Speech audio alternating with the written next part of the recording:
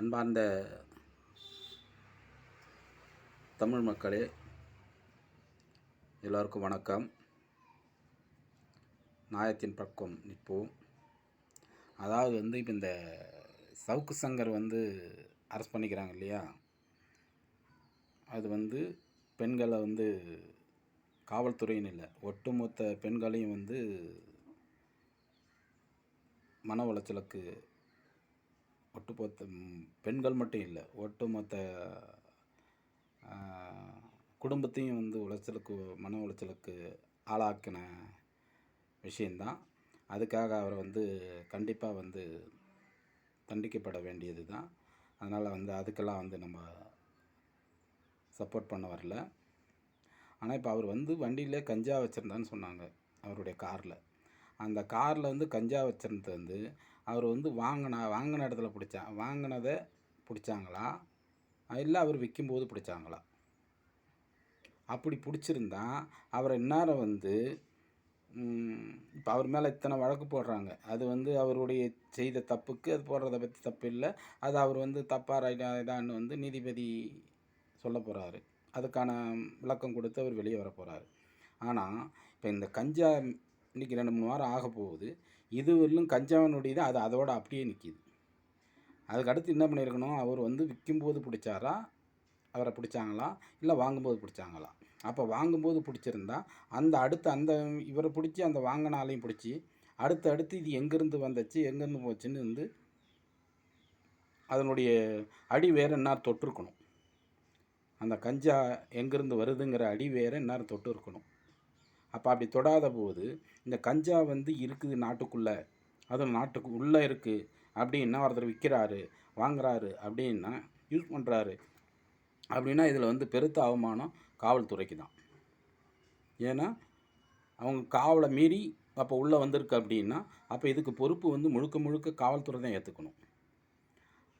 அதே போல் இதை வழி நடத்துகிற இதுக்கு மேல் பொறுப்பாக இருக்கிற காவல்துறை அமைச்சர் தான் இதுக்கு பொறுப்பாக இருக்கணும்.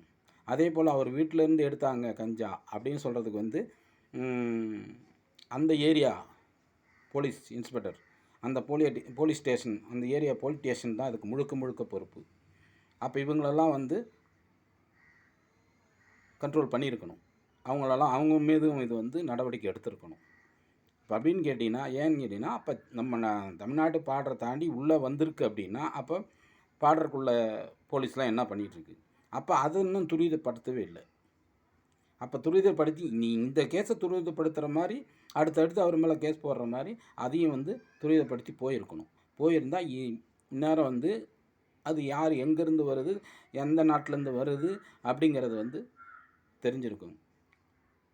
அவர் விற்கிறாரா, இல்லை குடிக்கிறதுக்கு வாங்கினாரா?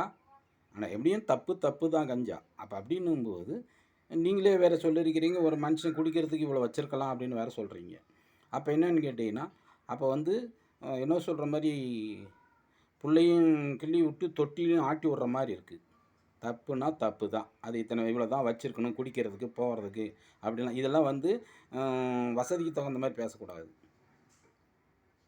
அவங்கவுங்க வசதிக்கு தகுந்த மாதிரி. அதனால் என்னென்னு கேட்டிங்கன்னா, இப்போ இதுவரையிலும் இன்னும் ஏன் அந்த கஞ்சாவினுடைய வேகம் அதை தொடர்ந்து போகலை? அவர் வாங்கிட்டு வந்த வாங்கிட்டு வந்த பிறகு அவர் வாங்கிட்டு வந்தாருன்னு தெரியாது, இல்லை விற்க போனார்னு தெரியாது. ஆக மொத்தத்தில் அவர் யாரோ ஒருத்தர்கிட்ட வாங்கி தானே இருப்பார். இல்லை அவர் சென்னைக்குள்ளே மேலே மொட்டை மாடியில் செடி வளர்த்துட்டாரா, இல்லை ஏதாவது தோட்டம் வச்சு வளர்த்துட்டாரா?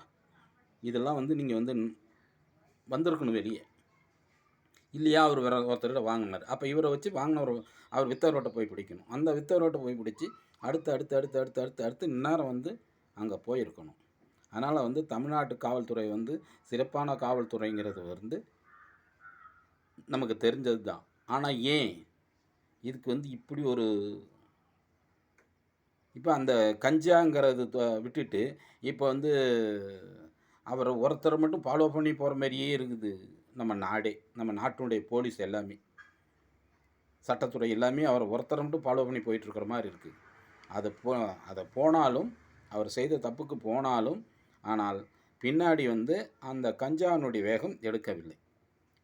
காவல்துறை வந்து அந்த கஞ்சாவை வந்து தொடர்ந்து அது எங்கேருந்து வந்தது என்ன ஏதுன்னு இன்னும் தொடரவில்லை. இதை மக்களே நல்லா பார்த்துக்குங்க.